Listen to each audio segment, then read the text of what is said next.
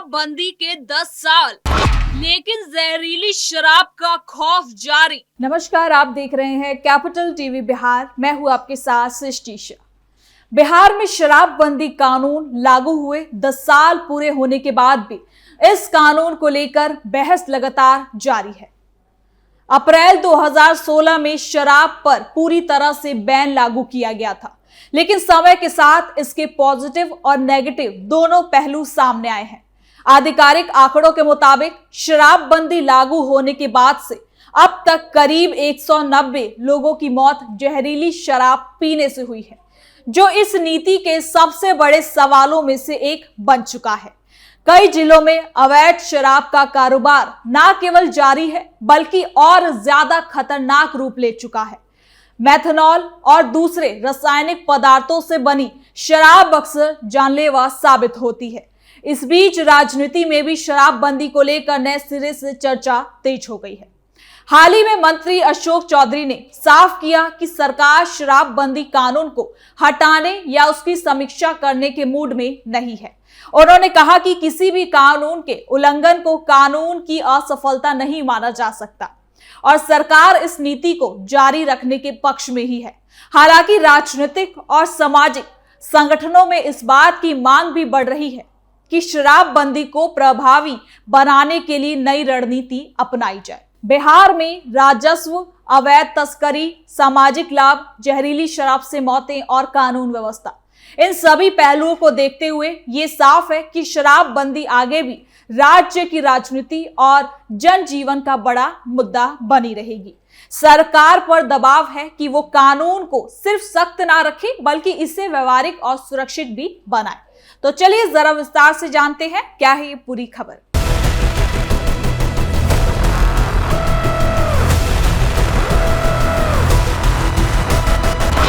190 से ज्यादा मौतें, सवालों के घेरे में शराबबंदी की सफलता। बिहार में शराबबंदी कानून लागू हुए 1 दशक से ज्यादा का समय बीत चुका है, लेकिन इसकी प्रभावशालिता, सफलता, विफलताएं और इसके सामाजिक आर्थिक परिणामों को लेकर लगातार बहस जारी है।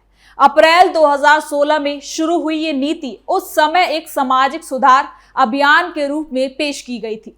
सरकार ने दावा किया था कि इससे घरेलू हिंसा में कमी आएगी, परिवार में आर्थिक सुधार आएगा और समाज नशा मुक्त वातावरण की ओर बढ़ सकेगा।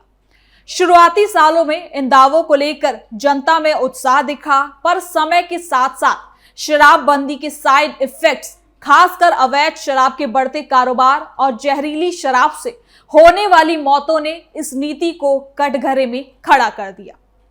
आपको बता दें कि शराबबंदी को लागू करने के 10 साल के भीतर सरकार ने अवैध शराब के खिलाफ लाखों मुकदमे दर्ज किए, हजारों गिरफ्तारियां हुई और करोड़ों लीटर शराब को नष्ट भी किया गया।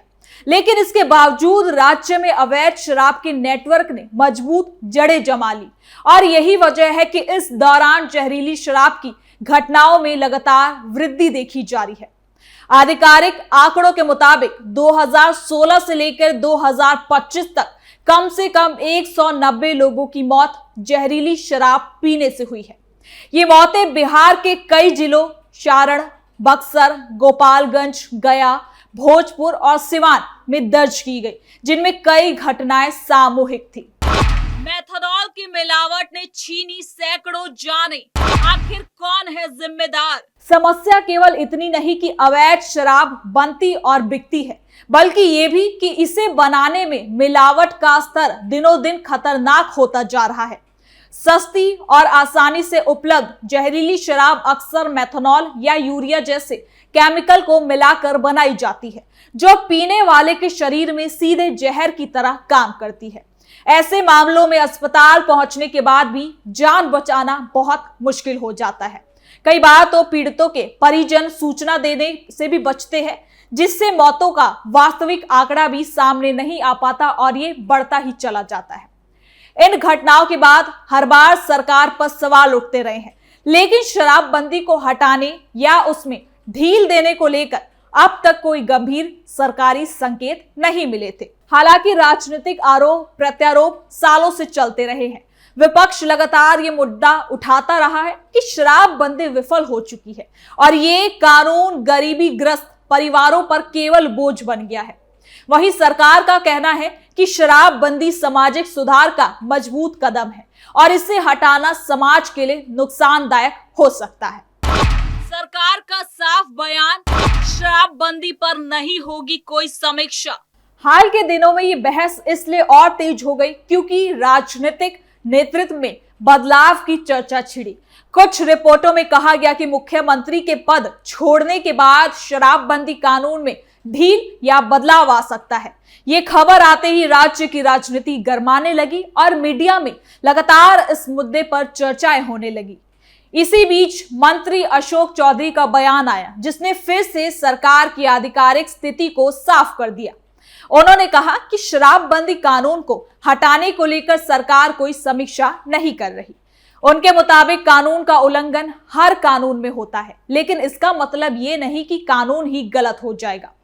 उन्होंने माना कि अवैध शराब से मौतें चिंताजनक है, पर सरकार शराबबंदी को खत्म करने पर विचार नहीं कर सकती। ये बयान ऐसे समय में सामने आया है जब ये बात उठ रही है कि शराबबंदी को लागू करने के 10 साल बाद इसकी समीक्षा करनी जरूरी होगी। कई सामाजिक संगठन और नीति जानकार ये भी कह रहे हैं कि अगर शराबबंदी को जारी रखना है तो उसे और प्रभावी बनाने की जरूरत है। अवैध शराब के कारोबार को रोकने के लिए पुलिस प्रशासन की क्षमता, फील्ड सर्विलांस, बॉर्डर चेकिंग और केमिकल मॉनिटरिंग को मजबूत करना जरूरी है। इसके अलावा शराब के आदी लोगों के लिए रिहैबिलिटेशन केंद्रों और जागरूकता कार्यक्रमों को भी मजबूत बनाने की बात कही जा रही है। शराबबंदी लागू होने के बाद राज्य की वित्तीय स्थिति पर भी इसका असर पड़ा। शराबबंदी से पहले बिहार शराब से होने वाले करों से हर साल तकरीबन 5,000 करोड़ रुपए कमाए जाते थे। शराबबंदी लागू होते ही ये आय घट चुकी है। सरकार का कहना है कि सामाजिक लाभ आर्थिक नुकसान से कहीं ज्यादा होता है, लेकिन इस पे सवाल उठाने वाले ये कह रहे हैं कि वित्तीय घाटे का एक बड़ा कारण इसे मानते हैं। हालांकि सरकार ने बाद में कई वैकल्पिक सोर्स जैसे रेत खनन, पेट्रोल डीजल कर, बिजली सरचार्ज से राजस्व बढ़ाया, पर शराब का राजस्व जितना स्थायी और बड़ा था वो उसकी भरपाई नहीं कर पाया। अवैध शराब का करोड़ों का खेल, सिस्टम पर उठ रहे बड़े सवाल। दूसरी तरफ शराबबंदी लागू होने के बाद शराब की तस्करी और अवैध व्यापार स्थानीय स्तर से लेकर अंतरराज्यीय स्तर तक एक समांतर उद्योग के रूप में उभरा। कई रिपोर्ट में इसका जिक्र भी मिलता है कि राज्य में सीमावर्ती इलाकों में शराब माफिया एक्टिव हो चुके हैं और वो नेपाल, झारखंड, यूपी से शराब की तस्करी कर रहे हैं। इस तस्करी में कई बार स्थानीय लोगों से लेकर प्रशासनिक तंत्र तक मिले नजर आते हैं, जिसकी वजह से कानून प्रभावित तरीके से इस पर काम नहीं कर पाता।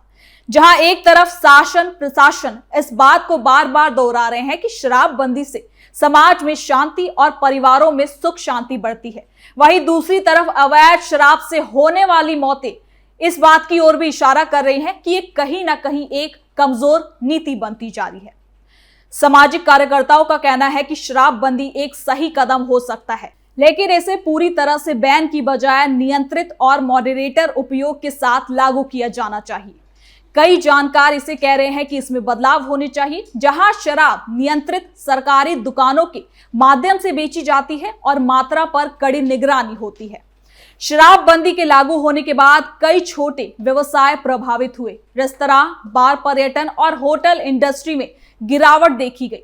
पर्यटन की जगहों पर आने वाले पर्यटकों की संख्या में कमी देखी गई, क्योंकि कई पर्यटक समूहों का मानना था कि शराब पर पूरी तरह से बैन लगाना उनके लिए असुविधाजनक है। हालांकि इसका असर लंबे समय से कितना रहा, इसे लेकर अलग अलग भी राय है। सामाजिक स्तर पर शराबबंदी से कुछ सकारात्मक नतीजे भी देखने को मिले। कई महिलाओं ने बताया कि शराबबंदी के बाद घरों में झगड़े कम हुए, पति की कमाई शराब में बर्बाद नहीं होती और परिवार की आर्थिक स्थिति पहले की तुलना में अब बेहतर हो चुकी है। महिला संगठनों ने कई बार शराबबंदी के समर्थन में मार्च और कार्यक्रम भी किए हैं, लेकिन इन सकारात्मक प्रभावों के साथ छिपे हुए नकारात्मक पहलुओं को भी नजरअंदाज नहीं किया जा सकता। आपको बता दें कि राजनीतिक रूप से शराबबंदी बिहार में एक सेंसिटिव मुद्दा बन चुका है। कोई भी सत्ता में रहने वाला दल इसे खत्म करने का साहस नहीं जुटा पाता, क्योंकि इससे महिलाओं का समर्थन प्रभावित हो सकता है और यही वजह है कि राजनीतिक दबाव और सामाजिक भावनाओं के बीच सरकार शराबबंदी को एक सख्त नीति के रूप में जारी रखना चाहती है। आने वाले समय में अब ये देखना दिलचस्प होगा कि क्या राज्य इस नीति में किसी तरह का बदलाव करता है या इसे एक उसी तरह से सख्ती के साथ लागू करता रहेगा। फिलहाल परिस्थितियों को देखते हुए ये बिल्कुल साफ हो चुका है कि शराबबंदी को प्रभावी बनाने के लिए सरकार को अपनी रणनीति और अधिक मजबूत करनी होगी। अवैध शराब पर कार्रवाई, शराब माफियाओं की गिरफ्तारी, तस्करी रोकने के लिए बॉर्डर पर सख्ती और शहरों गांव में जागरूकता को और ज्यादा बढ़ाना होगा। इस नीति की सफलता वास्तविक में इसी पर टिकी हुई है। तो फिलहाल के लिए इस खबर में इतना ही। देखते रहिए कैपिटल टीवी बिहार।